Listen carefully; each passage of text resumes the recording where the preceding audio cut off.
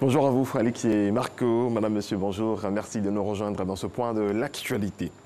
Le président de la République, Alassane Ouattara, a participé hier à l'ouverture de la 32e session de la conférence des chefs d'État et de gouvernement de l'Union africaine, un sommet consacré à la question des réfugiés, des rapatriés et des personnes déplacées à Ouattouré.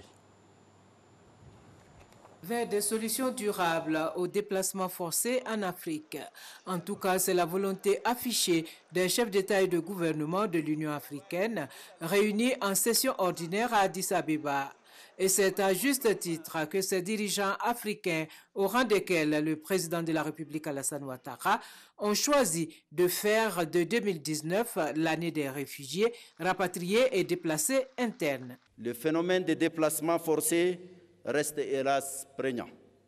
Il importe de s'attaquer plus résolument aux causes profondes du phénomène, parallèlement à l'accélération de l'opérationnalisation de l'Agence humanitaire africaine. L'occasion aussi de faire le point sur les projets tels que la zone de libre-échange qui a enregistré des avancées notables, le marché unique pour le transport aérien, le protocole sur la libre circulation des personnes et le passeport africain, sans oublier la réforme institutionnelle de l'Union africaine, un projet porté depuis 2 ans par le président rwandais Paul Kagame, président en exercice sortant de l'organisation continentale. Les progrès que nous avons réalisés reflètent à la fois l'engagement des dirigeants africains et les aspirations des citoyens et des peuples africains. La zone continentale de libre-échange a été signée et moins d'une année après, elle devrait entrer en vigueur grâce au rythme accéléré des ratifications. Au thème de la cérémonie d'ouverture, le président Paul Kagame a passé le témoin au nouveau président en exercice de l'Union africaine, Abdel Fattah al-Sisi, président de la République arabe d'Égypte pour 2019. 2019 pour l'Union africaine, il faut le signaler, est aussi une année riche en symboles. Le 19 février, c'est le 100e anniversaire du premier congrès panafricain qui a débouché sur la création de l'Organisation de l'Unité africaine. Et dans quelques mois, c'est la célébration du 20e anniversaire de la déclaration de Sirte qui a jeté les bases du passage de l'Organisation de l'Unité africaine à l'Union africaine. C'est dans cette mouvance de célébration que les chefs d'État et de gouvernement ont dévoilé une statue en l'honneur de l'empereur Haïlé Sélassié, un des pères fondateurs de l'Organisation de l'Unité africaine. Je vous donne lecture à présent d'un communiqué du ministère émanant de l'Éducation nationale, de l'enseignement technique, de la formation professionnelle.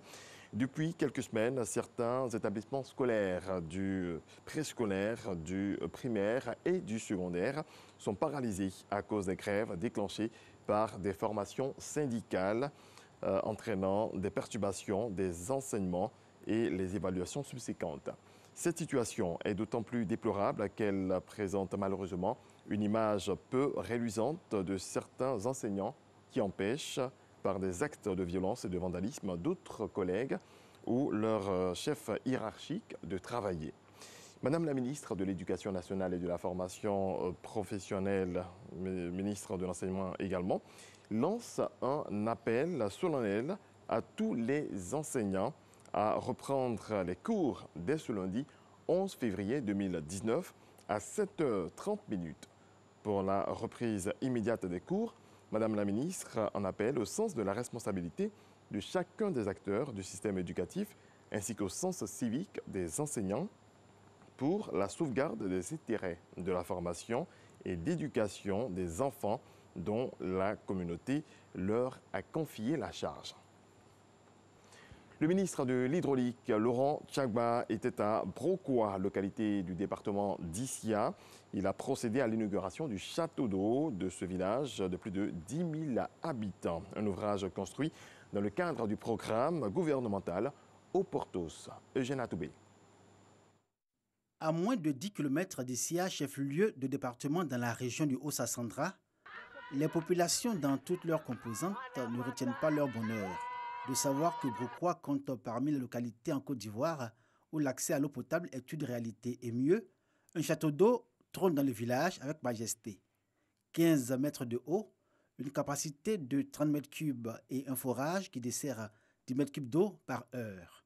Un ouvrage dont bénéficie aussi le village voisin de Korekipra. Avant, tu es obligé de quitter au champ à 15 heures pour venir au village plus tôt pour aller au puits avant de faire ta cuisine. Maintenant que le château d'eau est là, tu peux venir à n'importe quelle heure pour faire ta cuisine. Je suis très heureuse. Désormais, l'eau est de qualité. Désormais, les femmes ne sont plus obligées de se lever très tôt le matin pour aller puiser de l'eau au marigot, pour aller puiser de l'eau dans les puits. Un sentiment de mieux-être, un sentiment de bien-être. L'histoire du château d'eau de Brokwa commence en janvier 2008, date de la pose de sa première pierre. 8 années plus tard, les travaux de construction de l'ouvrage sont achevés. Les supplices que causait la recherche permanente de l'eau dans cette partie de la région du Haut-Sassandra sont relégués au souvenir. Éviter certaines maladies comme la bilharziose. On nous conseille directement d'utiliser l'eau potable. Comme il y a un château d'eau qui est là, c'est bon pour la santé. Les populations peuvent espérer de l'ONEPS les promesses qui ont été faites par le chef de l'État. C'est en faisant ce type d'investissement qu'on pourrait imaginer qu'on se mette en dehors des pénuries d'eau qui surviennent ça et là. Sur la place publique de Brokwa, le ministre de l'Hydraulique, Laurent Tchagba, et sa délégation sont reçus par les populations et les chefs coutumiers des 2 villages bénéficiaires du château d'eau.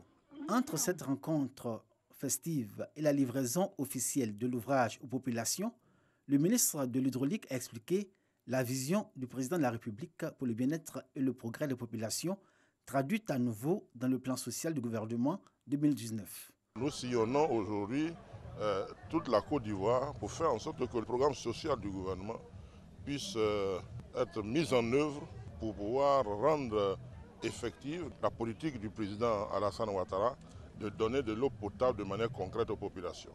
Le château d'eau de Brokwa va porter le nom de Boun Boabré, ministre du Plan et du Développement au début des travaux de construction de l'ouvrage. Le ministre Laurent Tchagba l'a annoncé aux populations.